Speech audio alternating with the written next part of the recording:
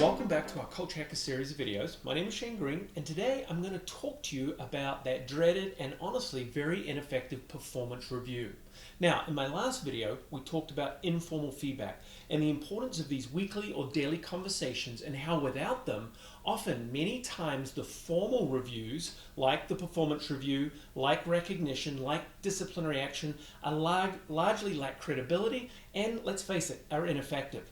So you see, that's one of the biggest things that I want to talk about. What the problems are with today's performance review, the first of which being not enough informal conversations are happening in a timely and consistent manner.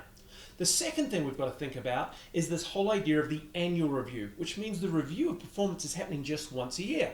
It sounds kind of crazy. And what makes it even crazier is that one of two effects fall into play. The first one is that a year's performance is based on just the last month. It's called the recency effect. So really, you've got all performance for the whole year being judged on just what you did in the last couple of weeks.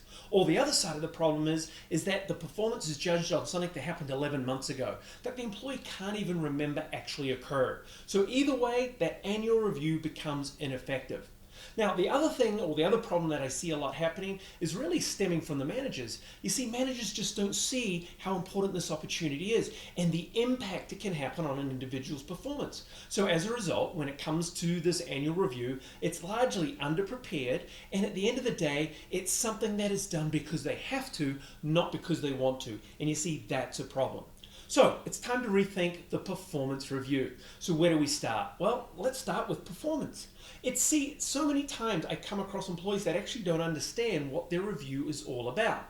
Now, performance is based on two ideas: what happens or what they delivered and how it's delivered.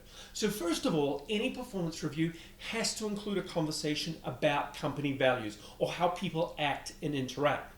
And one of my best pieces of advice is before that performance review happens, make sure you're giving a copy of the review to an employee so they can do a self-assessment, so they can start to get their head around exactly what they're being reviewed upon. Now, to that old idea of an annual review, my advice is we need to start having more regular, formal conversations. Now, I know managers out there are groaning already. It's already painful enough to do it once a year. How many times do I actually have to do it? Well, what's interesting is we work with companies that are giving formal reviews either every quarter or in some instances every month. And what we're seeing is two things happening. First of all, the conversations are so much more impactful because everybody remembers what the conversation is about, because performance is based on recency. And then the second thing that you're seeing happening is actually these conversations are actually not taking as long because, of course, they're much more focused and they're much more explicit about a shorter period of time. So relax. Doing these conversations more regularly probably isn't adding a lot of time, yet it's tremendously helping in terms of its effectiveness. And then the final part that I sort of want to say about performance reviews is I get it, that annual conversation still has to happen. Many companies tie bonus plans and promotions to that big annual conversation. So I say keep it, but make sure that it's focused on the right stuff.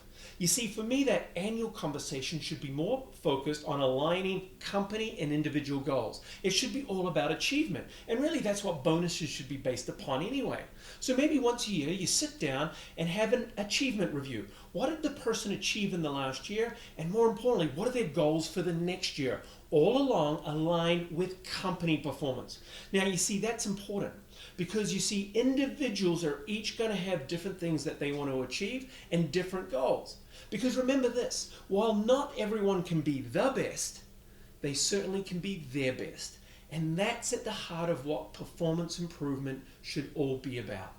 Listen, thanks so much for listening. If you want to connect, check out with me on shanegreen.com. I look forward to talking to you soon. Cheers.